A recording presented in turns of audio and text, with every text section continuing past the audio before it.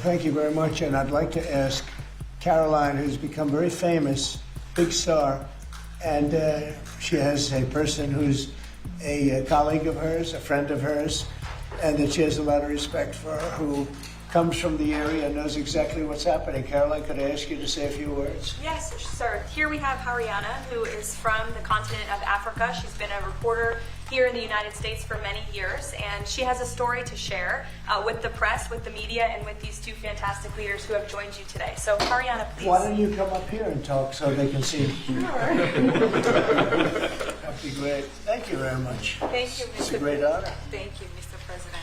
So, as Caroline has mentioned, President, first of all, I want to let you know that I'm the only African reporter accredited here at the White House and I cover for the entire continent. So I just arrived from Congo, Democratic Republic of the Congo, yesterday. I went to see firsthand how the people is feeling and the president's message, President Felix Tshisekedi, about this upcoming peace deal. And let me tell you firsthand what I witnessed myself. I spoke with the people on the street. I spoke with youth. They know your name. They know that our president named President Trump is working hard to finally bring peace to the country. I saw hope. They have hope now for a better day in Congo. They see what you're doing as a future, better future for Congo. And I had an opportunity to sit down with President Felix Tshisekedi for an interview because I want to understand his mind, what he's thinking, his feeling about everything that your administration is doing. And he told me firsthand that for many years, many American presidents overlooked this conflict. They didn't do nothing. Even myself, I covered President Biden's administration. I pressed many times about this conflict. People are dying in Congo.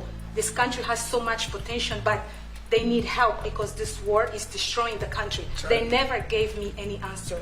And he told me, President Tshisekedi, that you have no idea, he's very thankful for what you're doing, for what your administration is doing. Not only him, the entire Congolese people, they see that finally they will have hope. And President Tshisekedi also mentioned at the end of my interview that when peace finally comes to the Democratic Republic of the Congo, he's thinking to nominate you as a Nobel Prize Peace because he said you deserve, you have been working to bring peace in the world, not only at the Congo, and he's very hopeful to meet you in the future. That's so nice. Boy, and that's so beautifully stated. And Caroline said, number one, she did say, and I shouldn't say this because it's politically incorrect, she said, she's beautiful, and you are beautiful. I'm not allowed to say that, that could be the end of my political career, but I'll say it anyway. But you are beautiful, and you're beautiful inside. So I wish I had more reporters like you. You covered Africa for a long time? Yes, for over 10 years. Wow. I covered even your first administration. Yes, I know that. That's great. Well, thank you. That's so nice that you said that. Appreciate it. And I have one more question, Yes. Mr. President. Since we know in July or in the future both President of Rwanda and the Congo will be coming Yes. to the United States, in Africa, President John Lorenzo, the president of Angola, he is also the leader of African Union. Good. He Yes, I know. worked very hard to bring peace, but unfortunately... Let's get him here. Yes, that's Okay? right. Would you invite him for me? Of course. Okay? Of No, course. we'll have. I know that he works very hard, and he's the head of essentially the union. So the union all over Africa, not the kind of union that we have. This is the union all over Africa, and I'd love to have him. So you'll let him know. Of course, Okay. Mr. President. Thank you very much. Thank you, Good. Mr. Now you go back to where you belong, right? That's great. That was a great job. It's real knowledge and real heart, too. Congratulations. Okay. So we're here today to celebrate a glorious triumph, and that's what it is, for the cause of peace. And this is a long time waiting, the signing of a historic peace agreement between the Democratic Republic of the Congo and the Republic of Rwanda. The conflict has continued, and it's been going on for many, many years. It's been going from, I guess they say 30 years. The Great Lakes region of Africa for a long time, and maybe even a time before that. How is the Great Lakes region? Must be beautiful, right? Beautiful. Beautiful region, but they had a lot of war, right? A lot of fighting, a lot of death. It's displaced countless people and claimed the lives of thousands and thousands. But today, the violence and destruction comes to an end, and the entire region begins a new chapter of hope and opportunity, harmony, prosperity, and peace. That's been a long time waiting. I said, how long has the war been going? And a friend of mine who was very much involved said 30 years, and at least 6 million people were killed during that period of time. It's incredible. And somebody said that was actually, it's the biggest war on the planet since World War II. So it's a shame, but we're going to bring it to an end. I want to express my gratitude and congratulations to the representatives of the Democratic Republic of the Congo and the Republic of Rwanda, who signed this pivotal agreement a short time ago. They just signed right in front. And let me also thank Secretary of State Marco Rubio, who has worked very hard on this subject, and we've worked on it together, for his outstanding leadership, as well as Senior Advisor for African and Africa Affairs, Mossad Boulos, who's, as you know, spends a lot of his time in Africa, and he's very comfortable there. I said, were you at all uncomfortable with all of the turmoil and all of the killing? And he said, no, I wasn't uncomfortable, and that's what you need. You need somebody that's going to be able to get. So, Mossad, I want to thank you very much for the job you've done. Amazing guy, actually. I also want to thank African Union, Qatar, Togo, for working closely with the United States. And I know Qatar was really working hard, and African Union, we just spoke about that. And I look forward to having them representatives here when we do the official meeting, and that'll be sometime in July. And we look forward to it. And you better be here covering it, okay? We're not going to stand anybody else covering it but you. But this is a tremendous breakthrough. In a few short months, we've now achieved peace between India and Pakistan, Israel and Iran, and the DRC and Rwanda, and a couple of others also. Serbia, they were getting ready to go to war with a group I won't even mention because it didn't happen. We were able to stop it. But I have a friend in Serbia, and they said we're going to go to war again. And I won't mention that it's Kosovo, but it's Kosovo. But they were going to have a big time war, and we stopped it. We stopped it because of trade. They want to trade with the United States. I said we don't trade with people that go to war. And we said that also with, if you take a look at Pakistan and India, it was great. They have two great leaders, and they were able to stop. They were in the midst of a big fight, I guess everybody saw, and it was going to get very bad. And they are nuclear nations, very powerful nuclear nations. In the months and years ahead, my administration will continue to work closely with all of the parties in this deal and ensure the agreements are fully taken care of, and you're going to do what's in the agreement. We'll say you better do what's in that agreement, right? Because if somebody fails to do that, bad things happen. But I have a feeling that after 30 years, I think after 30 years you're all set. I think both of you have said that's enough, right? That's enough. Yeah. That's enough. You've seen it all. So this is a wonderful day. It's a great day. We've had some tremendous success. It's been a great week between just coming back from a very successful trip. NATO's really pulled together. They have. They're going to spend over $1 trillion a year. Nobody expected a thing like that to happen.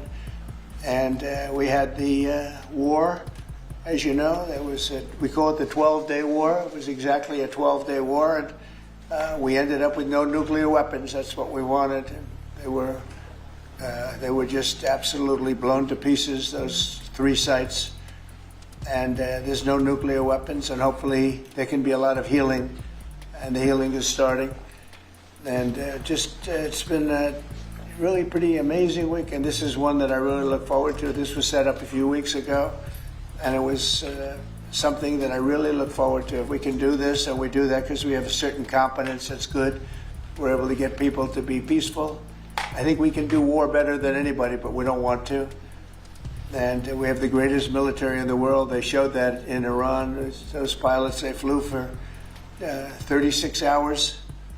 And think of that, and they hit their target.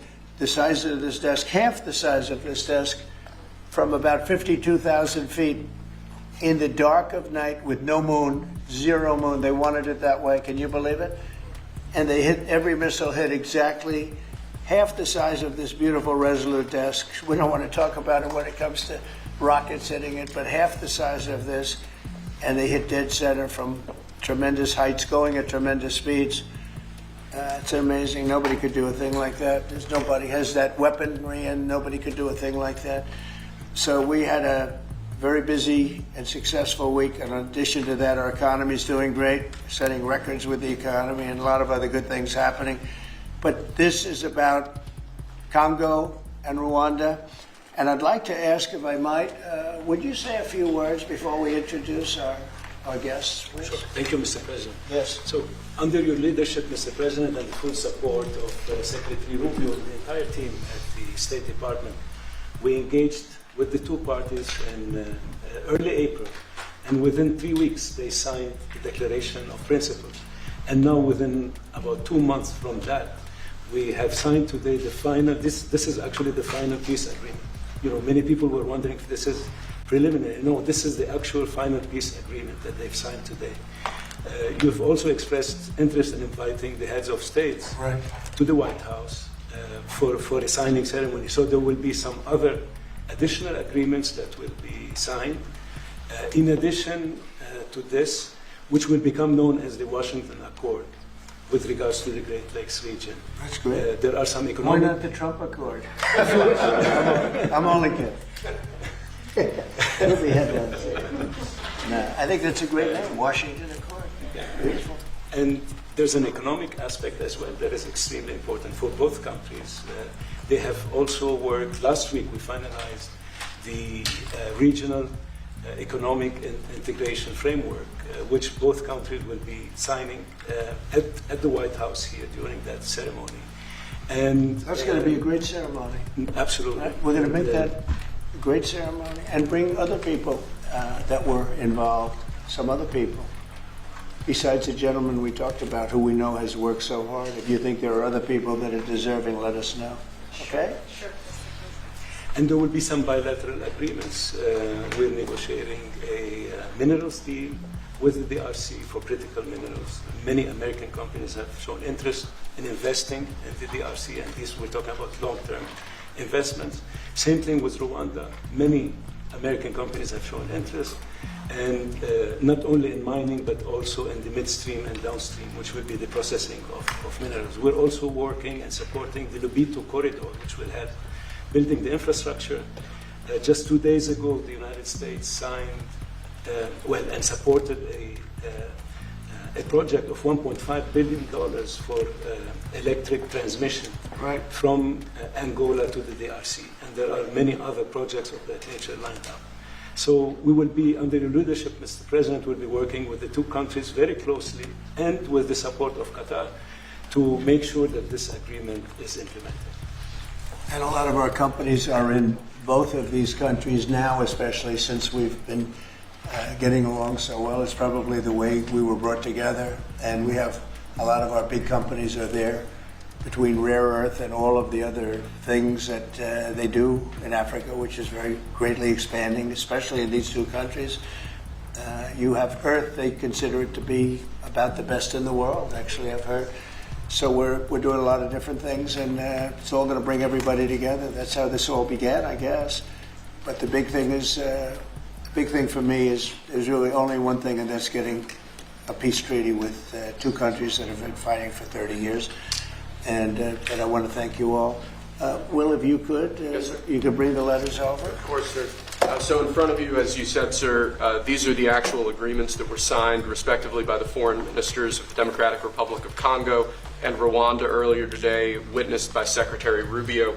We've also prepared for you two letters. This is to President Paul Kagame of Rwanda, expressing your appreciation and congratulations for everything that's happened already, and of course inviting him to Washington for, as Dr. Bula said, what we hope will be the Washington Accords, finally setting the terms for peace and prosperity in this region, hopefully for a very long time. That's great. That's beautiful. Very important. We're going to put a picture in there, right? As soon as this is over, they're going to put, we have a fast-moving photographer, Dan. Just going to put a nice picture of us here. Okay. That's for you. And this is a letter to President Chikisade of the Democratic Republic of Congo, again congratulating him on settling this long-running war and inviting him to Washington, D.C. for the final conclusion of the agreement, hopefully soon. That's great.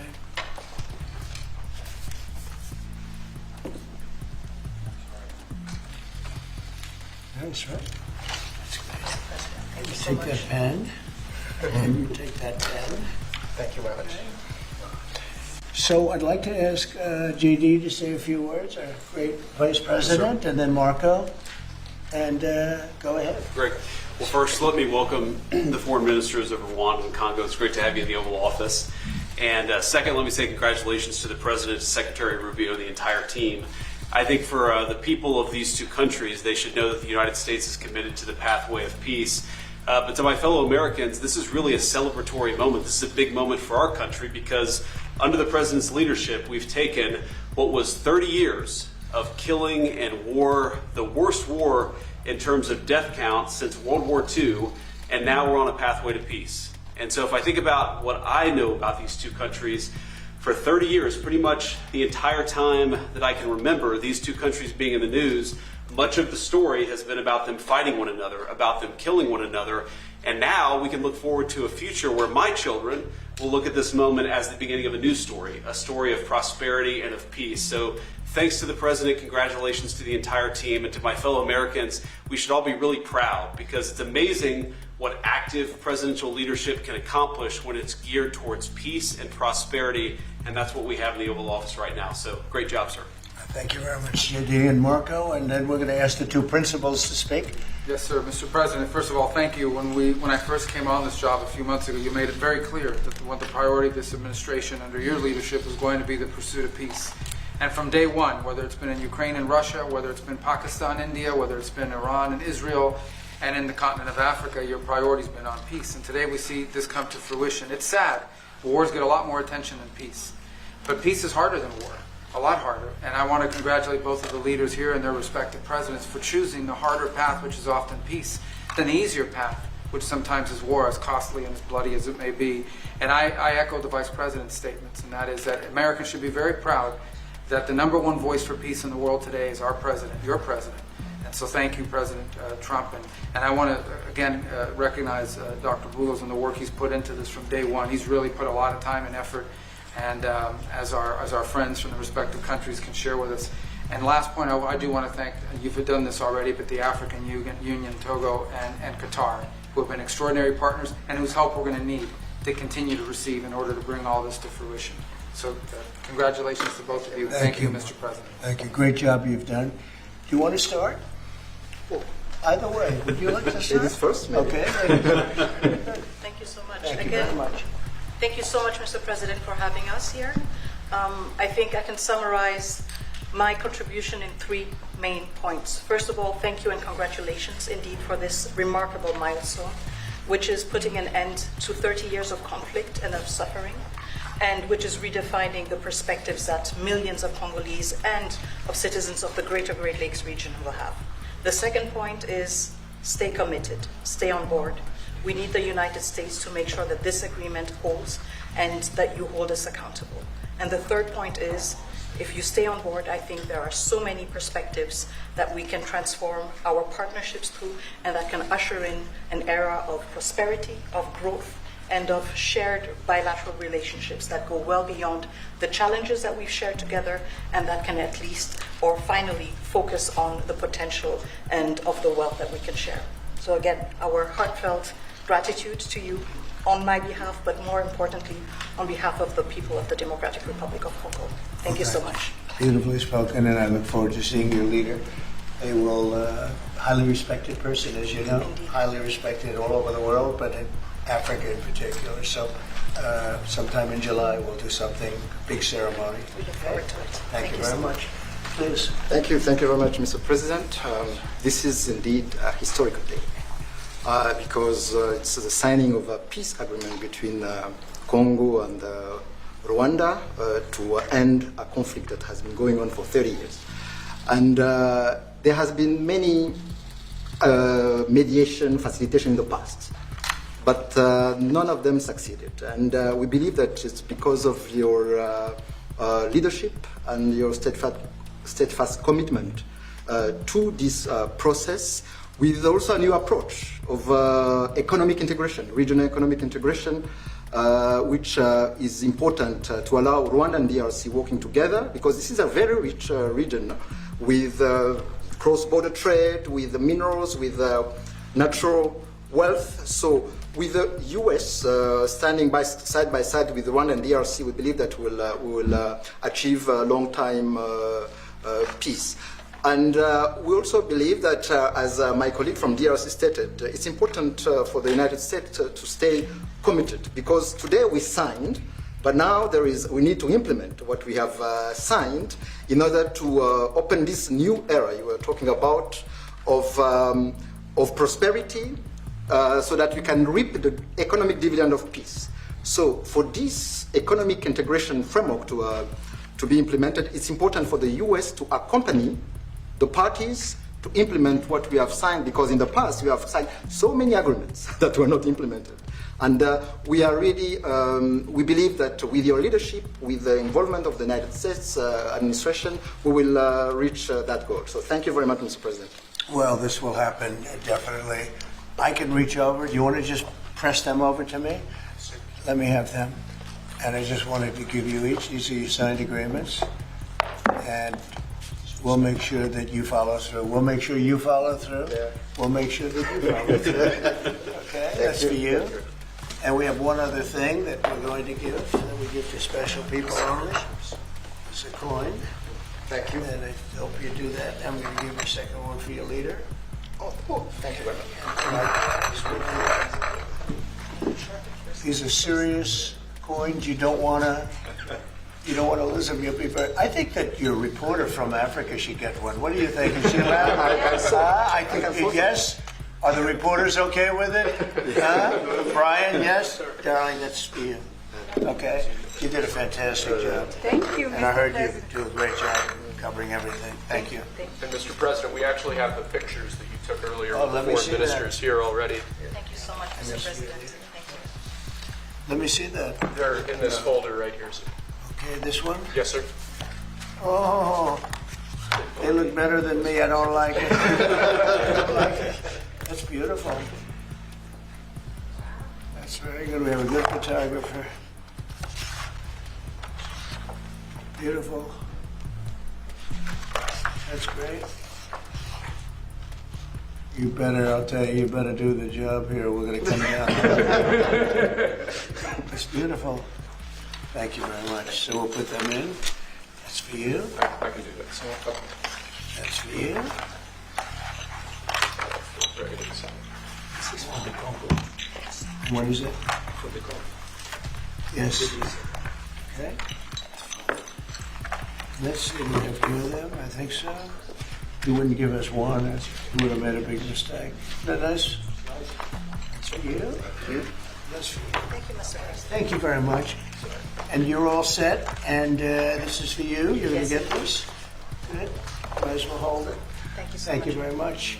Good luck. Thank you. Do you have any questions? Yes. No, not Canada. This isn't about Canada. Why not? Why not This Canada, isn't by the about- way? Why? I mean, you- because this is about a different subject. But right you're now. ending all. This is right now actually a much more important subject.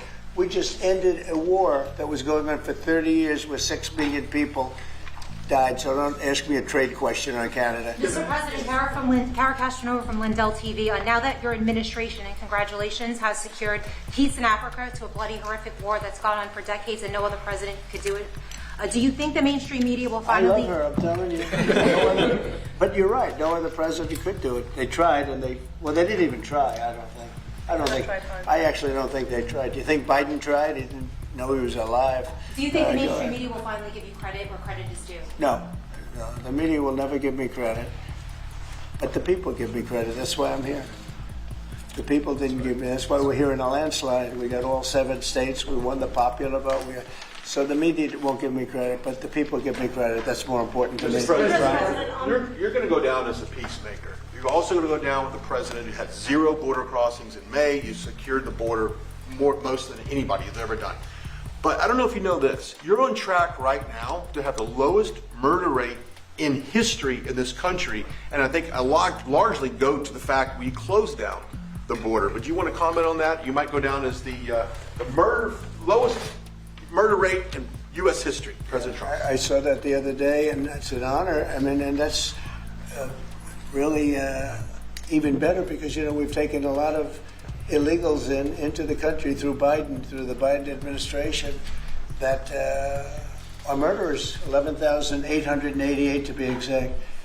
And many of them are now gone. We got rid of them. They're back where they belong. But so it's a great honor. You know, if you took that out, the numbers would be even better.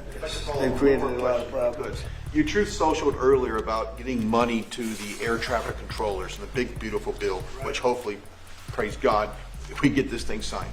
What does that mean to that industry that has been suffering the last couple of years, probably a decade, of being underfunding, and how that changed the safety of air travel? Well, they've underfunded the airports for years, and I started the process of getting it completed in terms of the equipment necessary to land the planes, where the planes, like the helicopter accident with the plane, would have never happened if they had the right modern equipment. It would have been bells and whistles would have been going on all over the place.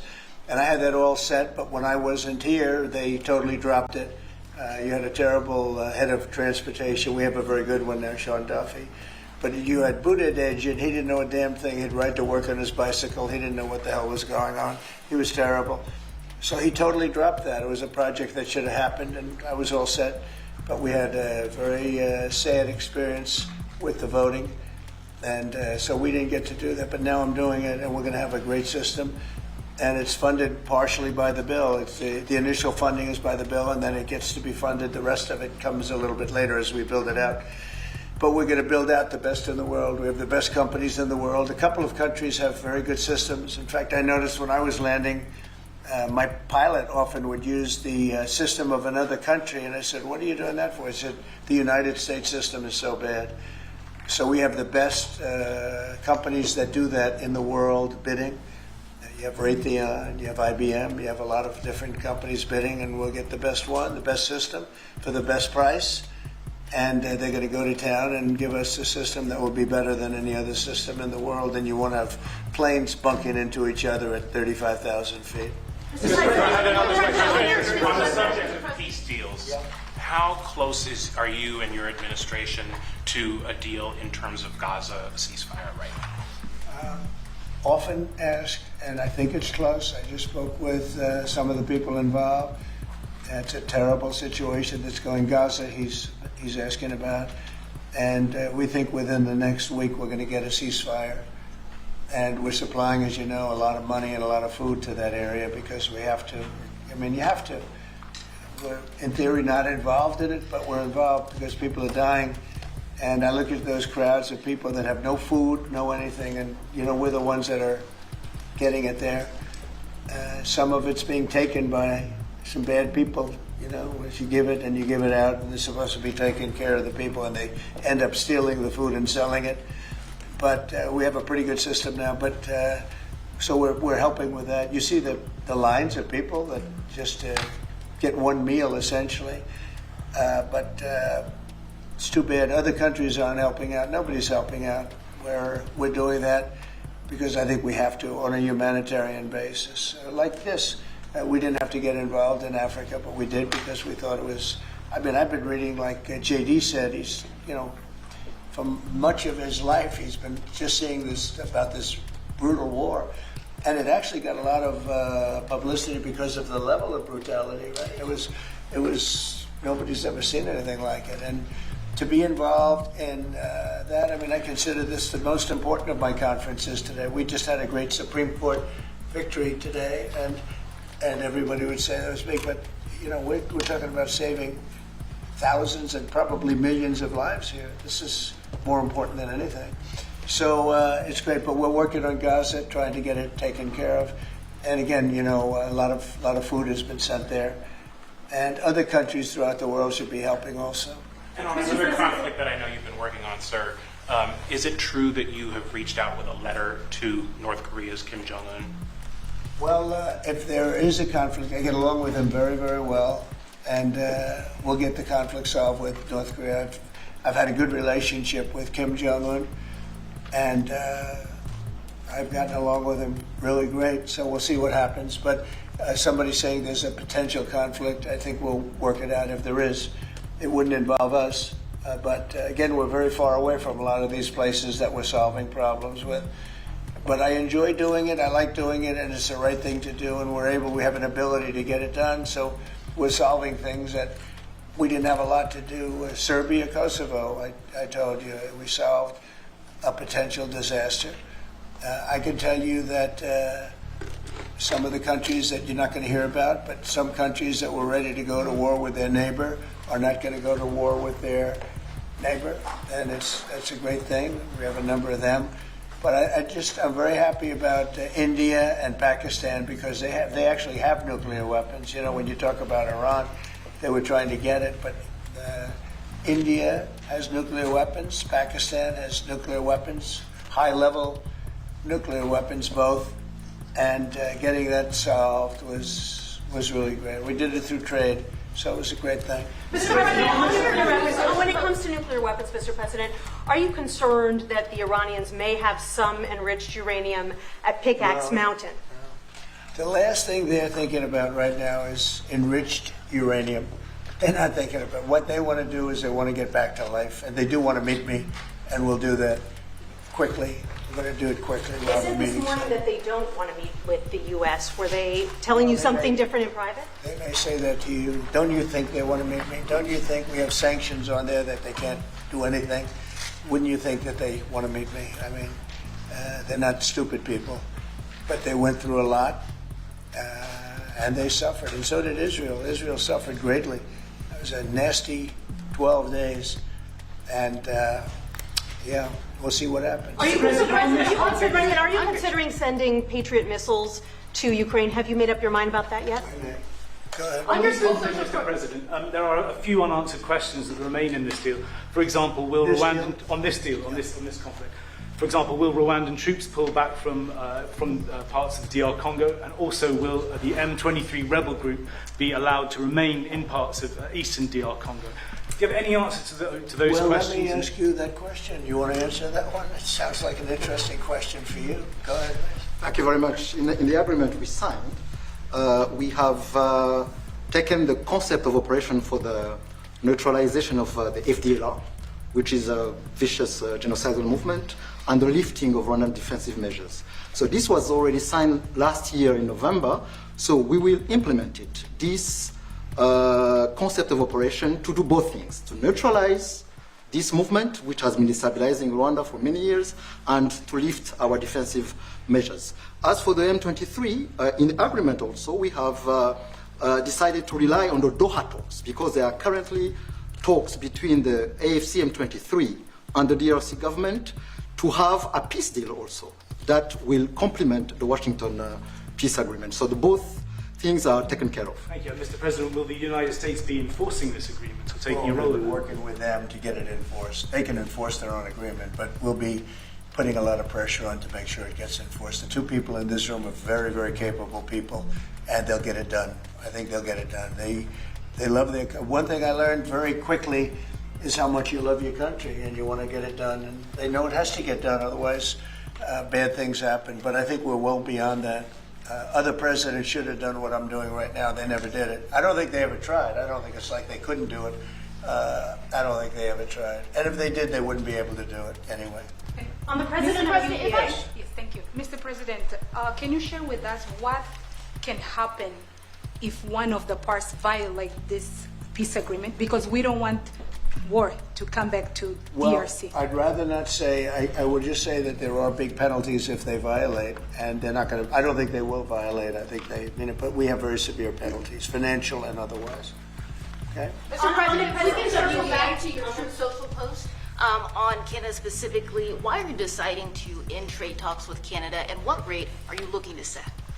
So Canada put a charge on some of our companies, and Canada's been a very difficult country to deal with over the years.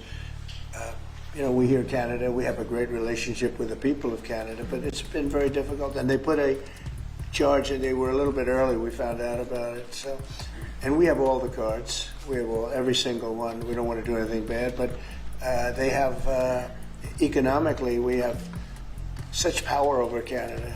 I'd rather not use it, but they did something with our tech companies today trying to copy Europe. You know, they copied Europe. It's not going to work out well for Europe either, and it's not going to work out well for Canada. They were foolish to do it. So I said we're going to stop all negotiations with Canada right now until they straighten out their act. Is there anything Canada can do to change your mind about this situation? Well, no, they put a tax on companies that were American companies that they shouldn't. Very severe tax. And yeah, I guess they could remove it. They will, but I don't really, I mean, it doesn't matter to me. We have all the cards. We have all the cards. You know, we do a lot of business with Canada, but relatively little. They do most of their businesses with us. And when you have that circumstance, you treat people better. They've had farmers that are getting like 300, 400, 200% in tariffs. Nobody's ever seen anything like it. We have cases, you don't read this and the people don't report, but they charge us 400% on some dairy products. 400%. Nobody writes that. It's not fair to our farmers, and we've got to protect our farmers. Mr. President, you mentioned how much of a rate cut it would do to the interest on the debt. Earlier today, Director Pulte was on CNBC talking about how he suggested Powell should resign. Any comments on whether or not Powell should step down? I know you've been pretty critical. I don't have a comment. I'd love him to resign if he wanted to. He's done a lousy job. Look, if you were there, you'd say, well, you know, the United States is doing well. They have no inflation. And if they do get inflation in a year or two, we'll start raising the rates. We'll get rid of the inflation, you know, and do other things. Biden had the worst inflation in the history of our country. 19%, but I think it was much higher than that. Frankly, they say 19%. I say I think it's a lot higher than that. And we have almost no inflation now. We've done a great job in a short period of time. Energy prices are way down. Gasoline now is down to close to $2 in a lot of places. A couple of places I see it even broke. It's like $1.98 a gallon. We've done a great job on inflation and honestly, pretty much everything else. I think it's very sad the way people act. You know, you have a guy in there that with the stroke of a pen could lower interest rates and save us hundreds of billions of dollars a year. But he's a stupid person. You know, it's very interesting. I'm not sure if he doesn't understand it, because he should be able to understand it. It's sort of 101 economics, but I'm not sure of that. But think of it, with the stroke of a pen, he talks about costs. We can save $600 billion, maybe even, these are nice numbers for you, right? $900 billion, $950 billion by lowering interest rates. And it's really just more of a paper movement. It's not like you're not cutting anything, you're not cutting jobs, it's just interest rates. And we're number 40 or 44, number 45. Some places that you wouldn't believe that, you know, I don't want to be disparaging, but they pay a lower interest rate than the United States of America. And without us, everything blows up. You know, we sort of control the world in that sense. But we have a guy that's just a stubborn mule and a stupid person that is making a big mistake. He's making a mistake, and it lasts for years, because when you do the debt, now I've instructed my people not to do any debt beyond 9 months or so. Get this guy out, and whoever is in there will lower rates. If I think somebody's going to keep the rates where they are or whatever, I'm not going to put them in. I'm going to put somebody that wants to cut rates. There are a lot of them out there. And I said this morning, a lot of the business shows today were saying, you know, Trump is right. He should be cutting rates. Think of it. We have a great country. We're making a lot of money. We're taking in billions of dollars in tariffs. We have $15 trillion of money that wants to be invested here, which is a record. In 2 months, it breaks any record that we've ever had for a whole year, and not even close. 15 trillion, and it's going to be much higher than that. That's after essentially 2 months, because, you know, we've been doing it for about 2 months, 2.5 months. $15 trillion breaks every record in the book. There's never been anything like this. We have factories moving in. We have car plants moving in. We have everyone wants to be part of the United States. And as I told you, and I say it to everybody, when I was in the Middle East, the King of Saudi Arabia, Qatar, UAE, all great leaders, they have all great leaders. All three of them said, you got the hottest country in the world, and you did it in, at that time I was there for 4 months, because we got back a little while ago. But everybody says it, not only them. We have the hottest country in the world right now. The only thing is we have a Fed chairman that is, he doesn't get it. And you could have substantially low. Like if we cut him 2 points, would save more than 600, think of it, more than $600 billion just because you cut. But you can't go out to the market and say, well, we have a guy that's got us at 4% or 4.5% and we want to pay 2% or 1%. I think we should be paying 1% right now. And we're paying more because we have a guy who's, suffers from, I think, Trump derangement syndrome, if you want to know the truth. But he's not good for our country. Did you push for the president of UVA? Did you push for the president? Not you. A related question on banking. There have been reports, Mr. President, that your administration is considering issuing an executive order about debanking, which is the practice of banks denying services based on people's political beliefs or industries such as crypto, people involved in that.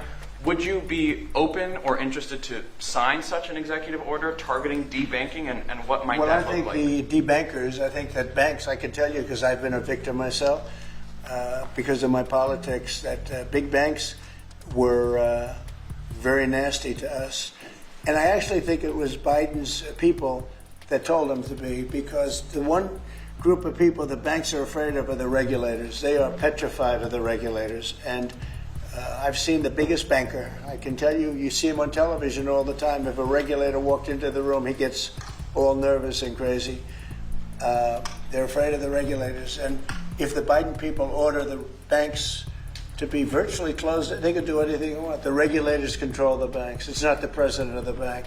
The president of the bank is far less important to a bank than a regulator. And a regulator can put that bank out of business, just like bad prosecutors are very dangerous. We had a couple. I had deranged Jack Smith and some others. And we kicked their ass. But it was, it's a tough kind of a situation. Prosecutors are very dangerous. A great prosecutor is an amazing asset for a country. But a corrupt prosecutor, a bad prosecutor is very bad. Well, the regulators are the same thing. And when they tell the regulator to go and make life impossible for big banks or little banks, they really control it. So there is a lot of debanking, and they call it debanking, call it a lot of different names. Essentially, they make it impossible to do business. And those people are very bad and very dangerous, and they shouldn't be doing it. Mr. President, could you please explain how taxes would go up by 68% if the bill isn't passed? Where does that number come from? Well, it comes from the fact that you have automatically the Trump cuts, which were the biggest cuts that we've ever had. Now, these cuts are even bigger. But from the last administration, we had the Trump cuts. It was a 5-year deal, and it comes due. When you add that to the cuts that you already have and other things, it amounts, according to what they tell me, about 68%. That would mean you'd have a tax, so that that the tax cuts that they got, the biggest tax cuts in our history, would immediately go up to that level. And that alone is a big chunk of the 68%. And then you have the other taxes that would accumulate. And they say that you'd have about a 68% tax increase. Sir, you said a moment ago that it won't work out very well for Europe on trade. Does that mean you want to cut off those negotiations as well and just tell them what they should be paying? No, they've been very tough. The European Union was formed in order to take advantage of the United States on trade. That was why they were formed. And they're nasty. They're very nasty. We have a good relationship. I'm dealing with Ursula right now and the group. But it's a very tough situation. They have been unbelievably bad to us. If you look at past precedents, they've treated them very badly. They're being very nice to me because I get it. I know the system, and we have the cards. We have the cards far more than they do, and they have not treated us well. And they're coming to us right now. I said I was going to put on a 50% tariff. As soon as I said that, I put it out on Truth. As soon as I said that, they came to the table. They didn't want to come to the table. My people were telling me, Scott was telling me, and the whole group was telling me that not a good situation. They want to tap it down the line. They don't want to really deal. So I said, we're going to put a 50% tariff on you, And Howard, as you know, was very much involved, Lutnick, Commerce, and he said they don't want to talk. As soon as I put that on, I was getting calls from them like, can we meet tomorrow? And the problem is they have a lot of very unfair taxes. They have a lot of taxes that you wouldn't put on, and they sue all our companies. They're constantly suing Apple and Google and all of these companies, and getting in front of judges that essentially almost work for them. I guess they do work for them. They're European Union judges.